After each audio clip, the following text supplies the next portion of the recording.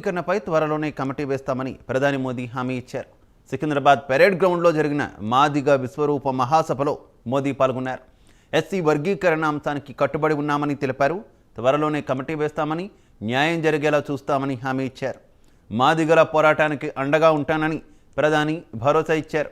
దళితులను వంచడంలో బీఆర్ఎస్, కాంగ్రెస్ రెండు ఒకటేనని ప్రధాని మోదీ అన్నారు.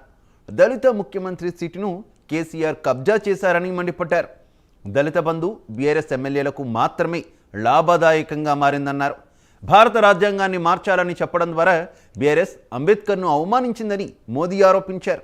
అలాగే అంబేద్కర్ను 2 సార్లు లోక్సభ ఎన్నికల్లో ఓడించడం ద్వారా కాంగ్రెస్ పార్టీ అంబేద్కర్ను ఓడించిందని మోదీ చెప్పారు. పార్లమెంట్ సెంట్రల్ హాల్లో అంబేద్కర్ ఫోటో పెట్టనివ్వలేదని, భారతరత్న కూడా ఆలస్యంగా ఇచ్చిందని మోదీ గుర్తు చేశారు.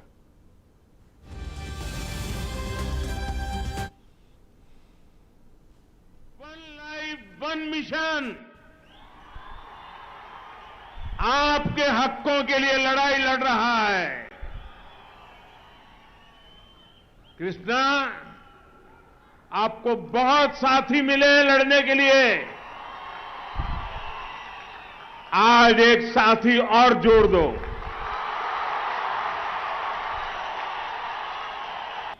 मादिगा समाज के मेरे भाइयों बहनों और कृष्णा, मैं आज आपसे कुछ मांगने के लिए नहीं आया हूं। मैं आज आया हूं आपके बीच आजादी के बाद जितनी भी पॉलिटिकल पार्टियों ने, जितने भी पॉलिटिकल लीडर्स ने आपको वादा किया, आपसे धोखा किया, मैं आज एक पॉलिटिकल बिरादरी का व्यक्ति होने के नाते उनके पापों की क्षमा मांगने के लिए और उनके पापों का प्रायश्चित करने के लिए आया हूं। लेकिन जब बात यहां की गवर्नमेंट की आती है, गवर्नेंस की आती है, तो हर कोई निराश हो जाता है। इन 10 वर्षों में तेलंगाना सरकार ने हर किसी के साथ, मादिगा समुदाय के साथ सिर्फ और सिर्फ विश्वासघात किया है। कौन भूल सकता है कि कांग्रेस ने किस तरह तेलंगाना के निर्माण में बाधाएं खड़ी की थी। लेकिन जब अनेक बलिदानों के बाद तेलंगाना बना, तो बीआरएस के नेता आपको भूलकर सबसे पहले कांग्रेस के नेताओं को धन्यवाद करने गए। ये हमारा वादा है कि हम जल्द ही एक कमेटी का गठन करेंगे जो आपके सशक्तिकरण के हर रास्ते को अपनाएगी।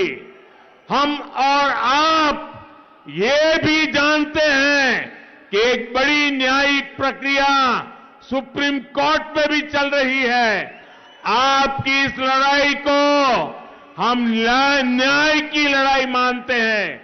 बाबा साहब आंबेडकर ने हमें जो संविधान दिया है, उस संविधान ने न्याय की जिम्मेवारी मुझ पर दी है।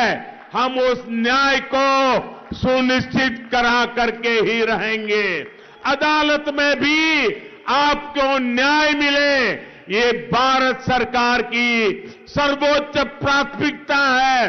पूरी मजबूती के साथ भारत सरकार न्याय के पक्ष में आपके साथी बनकर के खड़ी रहेगी। आंदोलन के दिनों में आपसे वादा किया गया था कि किसी दलित को ही तेलंगाना का पहला सीएम बनाया जाएगा। लेकिन राज्य के निर्माण के बाद हर दलित आकांक्षाओं को कुचलते हुए सीएम की कुर्सी पर केसीआर ने कब्जा कर लिया। बीआरएस ने दलितों को जमीन देने का भी वादा किया था। क्या उन्होंने वादा पूरा किया? बीआरएस ने आपको दलित बंधु स्कीम के जरिए हजारों करोड़ रुपया देने की बात कही थी। क्या आपको इसका लाभ हुआ? सच्चाई यह है, ये स्कीम बीआरएस विधायकों के रिश्तेदारों की स्कीम बन गई है। मादिगा समुदाय के आप सभी भाई बहनों को ये स्पष्ट रूप से कहूंगा, आपको जितना बीआरएस से सतर्क रहना है, उतना ही कांग्रेस से भी सावधान रहना है। बीआरएस दलित विरोधी है और कांग्रेस भी उसमें जरा भी कम नहीं है।